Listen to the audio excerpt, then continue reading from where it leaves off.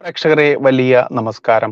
നോക്കൂ, കഴിഞ്ഞ ദിവസങ്ങളിലൊക്കെ നമ്മൾ കണ്ടുവരുന്ന ഒരു കാര്യമാണ് രാമായണ മാസത്തിൽ മാധ്യമം എന്ന് പറയുന്ന ഒരു ജിഹാദി പത്രം, അതല്ലെങ്കിൽ ജമാഅത്തെ ഇസ്ലാമിയുടെ സ്വന്തം പത്രം. എന്താ ജമാഅത്തെ ഇസ്ലാമിയുടെ പത്രം എന്ന് ചോദിച്ചാൽ, ഭാരതം വെട്ടിമുറിച്ച് അതിനെ വീണ്ടും വീണ്ടും കഷ്ണങ്ങളാക്കണമെന്ന് ഞമ്മന്റെ മഹോന്നതന്റെ കിതാബിൽ പറഞ്ഞിരിക്കുന്ന ആ നിയമം ഈ ഭാരതത്തിൽ ജനാധിപത്യ ഭാരതം, മതേതര ഭാരതം എന്നൊക്കെ പുട്ടിന് പീരയിടുന്ന പോലെ വാഴ്ത്തുന്ന ഈ നാട്ടിൽ വരണമെന്ന് ആഗ്രഹിക്കുന്ന ആ വർഗമുണ്ടല്ലോ, ആ വർഗം നടത്തുന്ന പത്രം തന്നെയാണ് ജമാഅത്തെ ഇസ്ലാമിയുടെ പത്രം എന്ന് നമ്മൾ വീണ്ടും വീണ്ടും എടുത്തു പറയുന്നത്. ആ പത്രത്തിൽ ഭഗവാൻ രാമനെ കുറിച്ച് വളരെ മോശമായി ഒരു ഹിന്ദു നാമധാരിയെ വെച്ചുകൊണ്ട് വലിയ ലേഖനങ്ങളൊക്കെ എഴുതി വിടുക എന്നുള്ളത്, അത് രാമായണ മാസമാകുമ്പോൾ രാമനെ കുറിച്ച്, അതല്ലെങ്കിൽ ഇനിയിപ്പോൾ ഗുരുവായൂർ കണ്ണന്റെ സമയമാകുമ്പോൾ കണ്ണനെ കുറിച്ച്, അത്തരത്തിൽ ഏതൊരു ഭഗവാന്റെ സമയം, ശബരിമല സീസൺ ആണെങ്കിൽ അയ്യപ്പനെ വിളിച്ച് അയ്യപ്പന്റെ പാദ്യവൃത്യം, അതല്ലെങ്കിൽ അയ്യപ്പന്റെ നഗ്നമായിട്ടുള്ള വളരെ മ്ലേച്ഛകരമായ ചിത്രം പോലും വരച്ച് ഇടതുപക്ഷ സ്വാധീനമുള്ള അന്തംകമ്മികൾ ഭരിക്കുന്ന കോളേജുകളിലും യൂണിവേഴ്സിറ്റികളിലും സ്കൂളുകളിലും എന്ന് വേണ്ട വിദ്യാലയങ്ങളിലെല്ലാം പ്രദർശിപ്പിക്കുന്ന മ്ലേച്ഛ മതസ്ഥരുടെ, മ്ലേച്ഛ വർഗത്തിന്റെ ആ ഒരു അവസ്ഥ നമ്മൾ കണ്ടുകൊണ്ടിരിക്കുകയാണ്. പലരും എന്നെ സ്നേഹത്തോടുകൂടി എൻ്റെ അടുത്ത് ചോദിക്കുന്നത് ഞാൻ അവോയ്ഡ് ചെയ്യുകയായിരുന്നു. കാരണം ഭഗവാൻ രാമനെ കുറിച്ച് മാധ്യമത്തിൽ വരുന്ന ആർട്ടിക്കിൾ കണ്ടില്ലേ, എന്താ നിങ്ങൾ ഇതിനെതിരെ പ്രതിഷേധിക്കാത്തത്, പ്രതികരിക്കാത്തത്?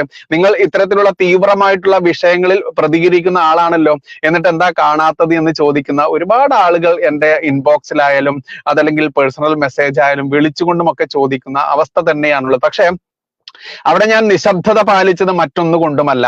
കാരണം അതിന് കൃത്യമായിട്ട് പ്രതികരിക്കേണ്ടത് ആരാണ് എന്ന് ചോദിച്ചാൽ അതിനുള്ള ഉത്തരമാണ് ഈ വീഡിയോ. കഴിഞ്ഞ മണിക്കൂറിൽ നിങ്ങൾ കണ്ടു, രാമസിംഹൻജി, അലി അക്ബറിൽ നിന്നും രാമസിംഹൻജിയായി മാറിയ, കൃത്യമായിട്ടും സ്വാഭിമാനി ഹിന്ദുത്വത്തിലേക്ക്, തന്റെ പഴയ സംസ്കാരത്തിലേക്ക്, തന്റെ പിതാമഹന്മാരെ വെട്ടിക്കൂട്ടിയും അതല്ലെങ്കിൽ ഭയപ്പെടുത്തിയും ഭീഷണിപ്പെടുത്തിയും ഒക്കെ മതം മാറ്റിയപ്പോൾ അതിൽ ഞാനിനി നിൽക്കാൻ എനിക്ക് താല്പര്യമില്ല, സൗകര്യമില്ല, ഈ കിതാബ് എത്രത്തോളം ദുഷ്ടത്തരമാണെന്ന് പച്ചയ്ക്ക് പറഞ്ഞുകൊണ്ട് തന്നെ രംഗത്ത് വന്നിട്ടുള്ള രാമസിംഹൻ എന്ന് പറയുന്ന ആ മഹത് വ്യക്തി, അദ്ദേഹത്തിന്റെ പ്രതികരണം കൃത്യമായിട്ടും കഴിഞ്ഞ മണിക്കൂറിൽ നമ്മുടെ ചാനലിൽ തന്നെ പ്രസിദ്ധീകരിച്ചിട്ടുണ്ട്. അത് കാണുക പോയിട്ട്. അതിൽ കൃത്യമായിട്ടും അദ്ദേഹം ഏകദേശം 3/4 മണിക്കൂറോളം പറയുന്നുണ്ട്, രാമൻ എന്ന് പറയുന്നത് സംസ്കാരത്തിന്റെ, ഭാരതത്തിന്റെ ആ ഒരു വലിയ സംസ്കാരത്തിന്റെ പ്രതീകമാണ്.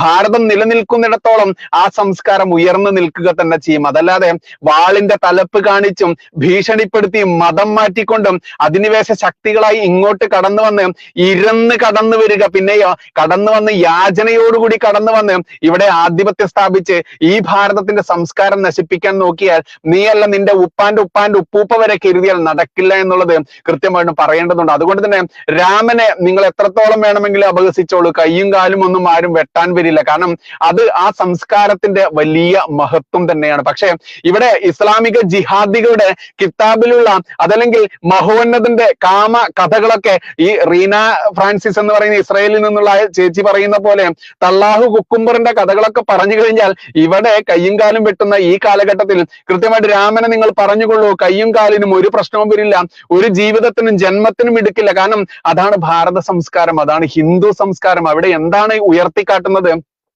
സഹിഷ്ണുതയുടെയും സാഹോദര്യത്തിന്റെയും മാതൃക തന്നെയാണ് ഹിന്ദു സംസ്കാരത്തിൽ കാണാനാവുക.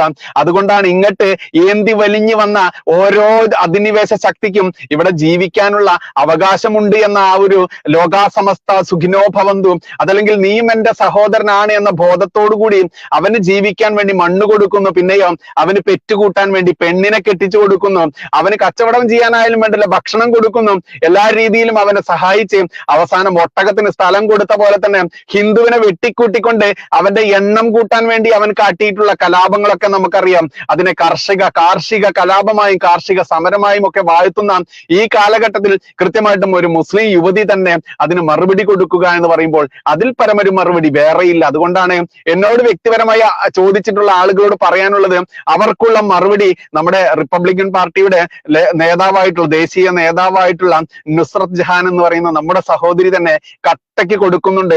അവരുടെ കൾച്ചർ, അവർ ജനിച്ചു വളർന്ന കമ്മ്യൂണിറ്റി കൾച്ചർ, ആ കൾച്ചർ നിന്നുകൊണ്ട് തന്നെ അവർക്കത് പഠിച്ചുകൊണ്ട് തന്നെ കൃത്യമായിട്ടും നമ്മുടെ സഹോദരി ജാമിദ ടീച്ചറായാലും ജബ്ബാർ മാഷായാലും ലിയാഖത്തി അലി ആയാലും അതല്ലെങ്കിൽ അനിൽ കൊടിത്തോട്ടമായാലും സെബാസ്റ്റ്യൻ പുന്നക്കലായാലും ഇവരൊക്കെ കട്ടയ്ക്ക് കൊടുക്കുന്ന പോലെ തന്നെ നുസ്രത് ജഹാൻജി കൊടുക്കുന്ന അവരുടെ വാക്കുകൾ മാന്യപ്രേക്ഷകർ കേൾക്കുക.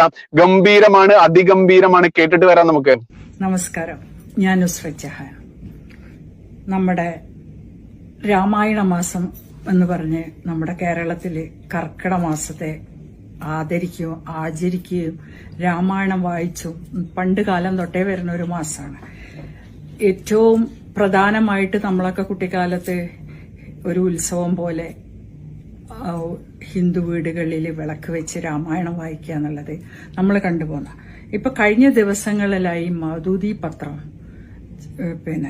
ജമാഅത്ത് ഇസ്ലാമിന്റെ പത്രത്തില് സ്ഥിരമായിട്ട് രാമായണത്തെ എതിർത്തുകൊണ്ട് പങ്ക്തി വരുന്നു. അപ്പോൾ എനിക്ക് ചോദിക്കാനുള്ള, ഈ മൗദൂദി പത്രം ശ്യാംകുമാർ എന്ന വ്യക്തിയോ ആനയെ കണ്ട കുരുടനെ പോലെയാണ് ഇപ്പൊ രാമായണത്തെ പറ്റി അതിൽ എഴുതിയത് എന്നുള്ളതിൽ ഒരു തർക്കവുമില്ല. പിന്നെ ഇതേ മൗദൂദി പത്രം തന്നെ, ജമാഅത്ത് ഇസ്ലാമിന്റെ പത്രം തന്നെ, ജബ്ബാർ മാഷ് ഖുർആനെ എതിരെ സംസാരിക്കുന്നത്, ഖുർആൻ വാക്യങ്ങൾ ഉദ്ധരിച്ച് വിമർശിക്കുന്നതും എഴുതാനുള്ള ധൈര്യം കാണിക്കുമോ എന്നാ ചോദിക്കണേ. മതേതരം സംസാരിക്കുന്ന എല്ലാവർക്കും എല്ലാം ബാധകമാണ്. മതേതരം പറഞ്ഞാൽ ഒരു ഭാഗത്തും മാത്രം മതേതരം പാടില്ല. ഖുർആനും ബൈബിളും രാമായണവും മഹാഭാരതവും ഒക്കെ ഒരേപോലെ കാണണമെങ്കിലേ മതേതരം എന്ന് പറയേണ്ടുള്ളൂ എന്ന് മൗദൂദികളോടും ഈ പറഞ്ഞ കമ്മ്യൂണിസ്റ്റുകാരോടൊക്കെ നമുക്ക് പറയാനുള്ളൂ. ശ്യാംകുമാർ പറയുന്ന ഒരു വാക്യമുണ്ട്, അയാൾ മറുപടി പറയണേ, ഹിന്ദുക്കളോട് മറുപടി പറയണേ. ഹിന്ദുവായ അയാൾ പറയണോണ്ടാണ് ഇതിനെ ഇതാക്കുന്നത്. രാമായണ മാസം ദുരജനെ മാത്രമേ എന്നെ പ്രാർത്ഥിക്കാൻ അവകാശമുള്ളൂ എന്ന് രാമൻ പറഞ്ഞു. ദുരജൻ എന്ന് പറഞ്ഞ ആ വാക്ക് ബ്രാഹ്മണൻ എന്നാണ് ഉദ്ദേശിച്ച അയാളെ. ബ്രാഹ്മണൻ എന്നാൽ സർവജ്ഞാനവും ഭൂമിയിലുള്ള എല്ലാ സർവ്വജീവജാലങ്ങളെയും ഒരേപോലെ കണ്ട് സ്നേഹിക്കാനും പരിപാലിക്കാനും പറ്റുന്നവനാണ് ബ്രാഹ്മണൻ. അത് തന്നെയാണ് ഒരു മനുഷ്യൻ ഏതൊരു മതത്തിൽ ജനിച്ചാലും പറയാനുള്ളത്. ആ ഒരു അത് ശ്രീരാമൻ പറഞ്ഞിട്ടുണ്ടെങ്കിൽ ഏത് മനസ്സ് ശുദ്ധമായ എല്ലാത്തിനെയും ഒരുപോലെ കണ്ട് സ്നേഹിക്കാൻ, സർവ്വജനങ്ങളെയും ഒരേപോലെ സ്നേഹിക്കാൻ കഴിയാന്നുള്ളതാണ് രാമരാജ്യം എന്ന് പറഞ്ഞാൽ ധർമ്മമാണ്.